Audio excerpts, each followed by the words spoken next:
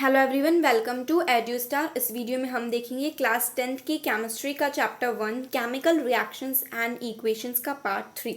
इससे पहले हम इस चैप्टर पे 2 पार्ट्स बना चुके हैं, जिसमें हमने देखा था कि केमिकल रिएक्शंस क्या होती हैं, केमिकल चेंज क्या होता है, केमिकल इक्वेशंस किसे बोलते हैं और उन्हें बैलेंस कैसे किया जाता है। और हमने कुछ एक्टिविटीज़ भी पढ़ी थी। अगर आपने वो वीडियोज़ अभी तक नहीं देखी है तो प्लेलिस्ट के लिंक डिस्क्रिप्शन बॉक्स में है, आप वहाँ से उसे देख सकते हैं। तो बेसिकली आज का हमारा टॉपिक है टाइप्स ऑफ केमिकल रिएक्शंस। अब केमिकल रिएक्शंस डिफरेंट टाइप्स की होती है, like combination, decomposition, displacement, double displacement, oxidation and reduction. इस वीडियो लेक्चर में हम कॉम्बिनेशन रिएक्शन के बारे में पढ़ेंगे and in the next video we will cover the remaining reactions. So start करते हैं हमारा आज का session with the combination reaction.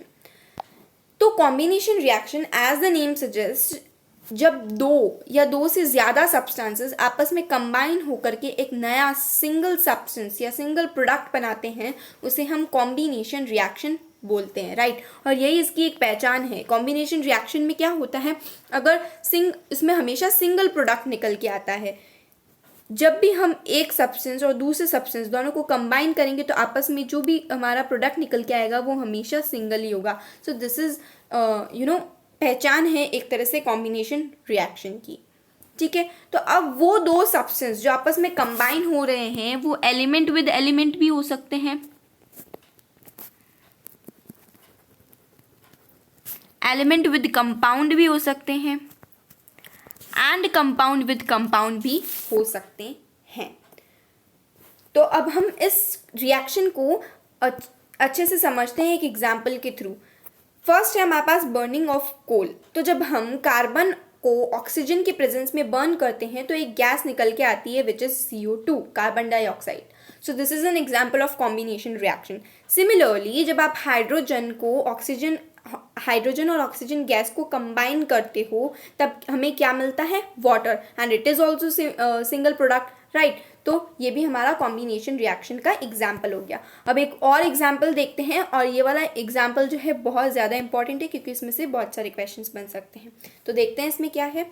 ये कह रहा है कि जब हम कैल्शियम ऑक्साइड को H2O बोले तो वाटर के साथ में कंबाइन करते हैं तो एक नया सब्सटेंस बन के आता है विच इज़ कैल्शियम हाइड्रोक्साइड, और थोड़ी बहुत हीट रिलीज होती है, ठीक है। अब क्या क्वेश्चन बन सकता है। क्वेश्चन नंबर 1, कैल्शियम ऑक्साइड का दूसरा नेम क्या है, quicklime. Question number 2, calcium hydroxide का दूसरा नाम क्या है, slaked lime. Calcium oxide and H2O को जब कंबाइन करते हो तो क्या मिलता है, calcium hydroxide and heat release होती है। या फिर क्विक लाइम को एंड वाटर को ऐड करते हो तब क्या मिलता है, slack lime and heat release होती है। अब एक और इम्पॉर्टेंट बात है जिस पे क्वेश्चन तो नहीं आएगा, but let me tell you that AQ यहाँ पे जो होता है ना, कैल्शियम हाइड्रोक्साइड, इट AQ होता है एंड इसकी फुल फॉर्म होती है एक्वियस सोल्यूशन, ठीक है। तो अब एक और इम्पॉर्टेंट बात है, क्या है ये बात कि हमारे घरों में जो वाइट वॉशिंग की जाती है ना, वाइट कलर की पेंट जिसे हम पुट्टी बोलते हैं, उसमें कैल्शियम हाइड्रोक्साइड का बोले तो स्लेक लाइम का ही यूज किया जाता है। On the walls, calcium hydroxide reacts with the carbon dioxide of the air to form insoluble calcium carbonate. अब पेंट किस पे की है, दीवार पे की है, और दीवार की तो हवा लगेगी ही, और हमें पता है हवा में CO2 होती है, कार्बन डाइऑक्साइड गैस होती है।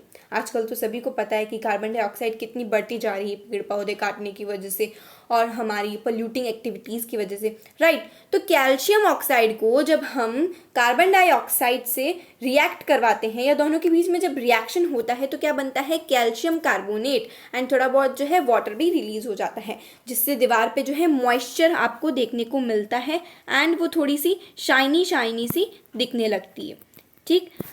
Chemical formula of marble is also CaCO3। अब जो मार्बल है उसका फॉर्मूला भी CaCO3 होता है, कैल्शियम कार्बोनेट का भी फॉर्मूला CaCO3 होता है एंड मार्बल का भी CaCO3 होता है। तो जब भी आप लिख रहे हो कोई भी केमिकल रिएक्शन में CaCO3 तो ब्रैकेट में लिख देना कि आप किसकी बात कर रहे हो, मार्बल की या फिर कैल्शियम कार्बोनेट की। मोस्टली ज़्यादातर कैल्शियम कार्बोनेट ही होती है, बट आपको लिख देना है।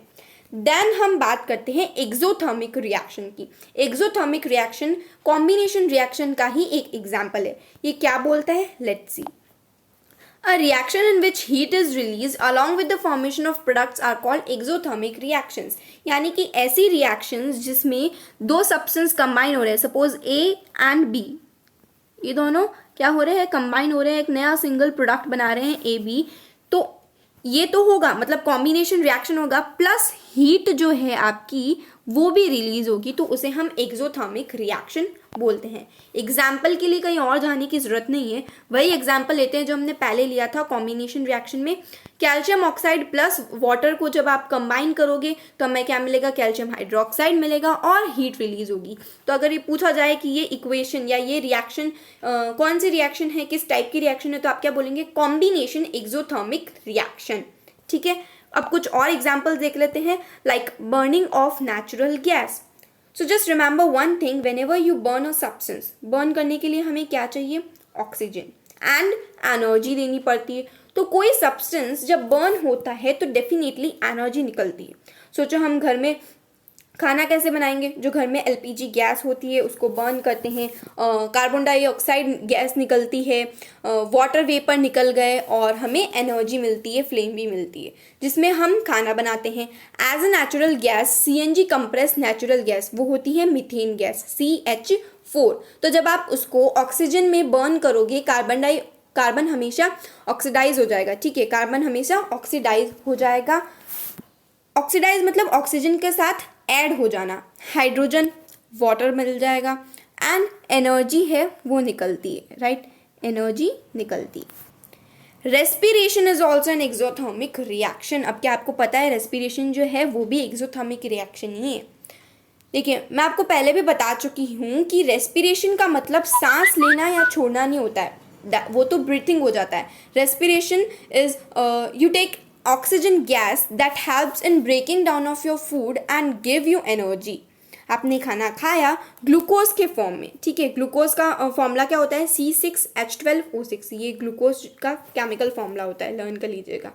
तो आपने खाना खाया, फिर ऑक्सीजन इनहेल की, और आपने जब उसे इनहेल की और वो ब्रेक डाउन हो गया, CO2 आपने एक्सहेल कर दी, वाटर तो आपकी बॉडी में है और एनर्जी है वो निकलेगी in the form of ATP, बोले तो एडेनोसाइन ट्राइफॉस्फेट।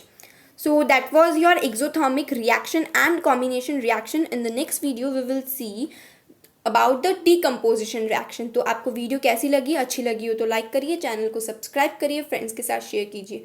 कोई भी डाउट हो तो कमेंट सेक्शन में मुझे ज़रूर बताना, I will make sure to solve your doubt. Thank you.